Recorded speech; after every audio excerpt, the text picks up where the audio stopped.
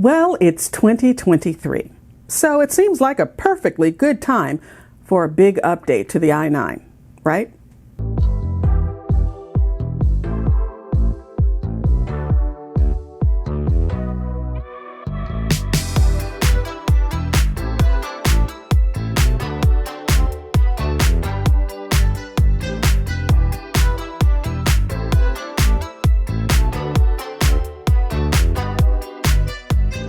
Hi entrepreneurs, I'm Vicky Brown, and you're in the right place if you want to engage your team, boost your business, and grow your leadership muscle.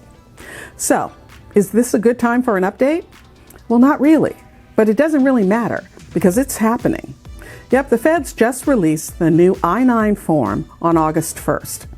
But before you break out in a cold sweat, because it's already after August 1st, don't worry.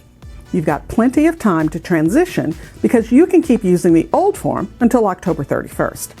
But even with the extended deadline, it's really important that you get on board as soon as possible because there is a lot to do.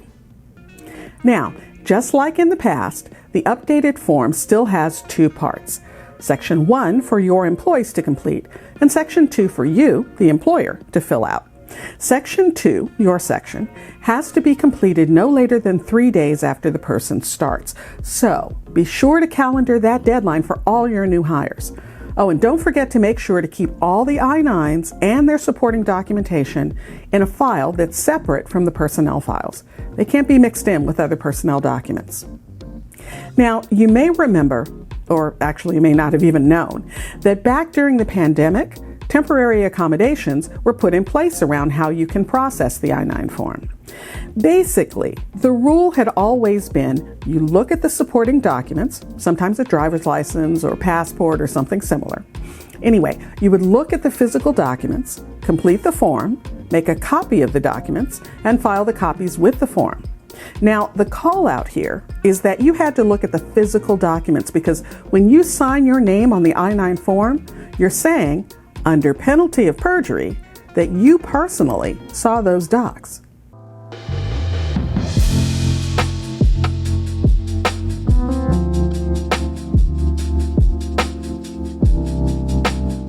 But during the pandemic, a lot, and I do mean a lot, of people started working remotely. So many, in fact, that companies were hiring people remotely that they never met in person. So that made the I-9 document inspection thing really difficult. Actually, it was impossible. But to everyone's surprise, the feds gave everybody a break. They rolled out new guidelines allowing employers to temporarily use electronically or remotely reviewed docs. So things like PDFs and photos, well, they became the norm. But I think we all kind of mentally left out the word temporarily when we were thinking through this process. Because finally, with the ending of the pandemic emergency period, so ends the remote verification option. That means you have to start looking at the real physical documents again. But, and here's the fun part, those documents that you remotely viewed during the pandemic, well, now you have to go back and re-verify them by looking at the physical documents. Yeah, I know it feels like a bit of cold water in the face, but it's true. The feds are requiring you, me, and everyone to go back, look at the physical documents of all those new hires, and re-verify using the I-9 form. And the kicker is, it has to be done no later than August 30th of this year. Yep, the end of this month. Now, there are some options. You can use an authorized representative to help with in-person verifications for those remote employees.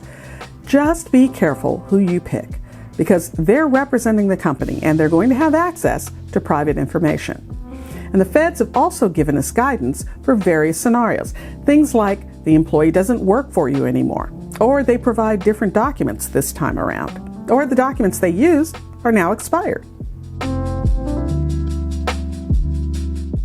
And there is another alternative. You can opt to start using E-Verify. Now, E-Verify is an online database managed by the government that companies can use to verify employment eligibility. You, as an employer, can sign up for E-Verify and then use it to verify all your new hires. Now, before you speed over to the website, make sure you check with your state or labor attorney first. Some states require e-verify, some only require it for public employees, and some make it voluntary. So you need to know the details of your state's rules before you sign up. But if you do elect to go the e-verify route, then you'll be able to continue to remotely verify documents for the I-9 form. Oh, and there are a couple of hoops you'll still have to jump through. You'll have to have a video interview with the candidate while you watch them as they complete section 1 of the form and uploads or sends it to you. Then, again, during a live video chat or call, the employee holds up their verification documents, the originals of course, and you inspect them.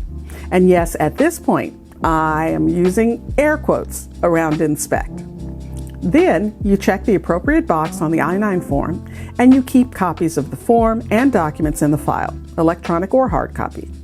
Okay, I know this sounds like a lot, but the main takeaways here are 1, get the new I-9 form and start using it as soon as possible.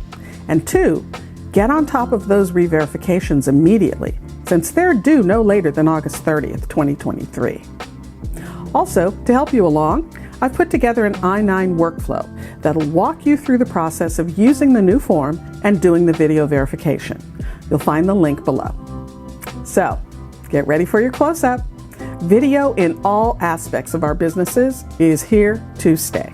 So go ahead, hop on Amazon, grab some good but inexpensive cameras, get your lighting together, make sure your internet connection is top-notch, and zoom in. See what I did there?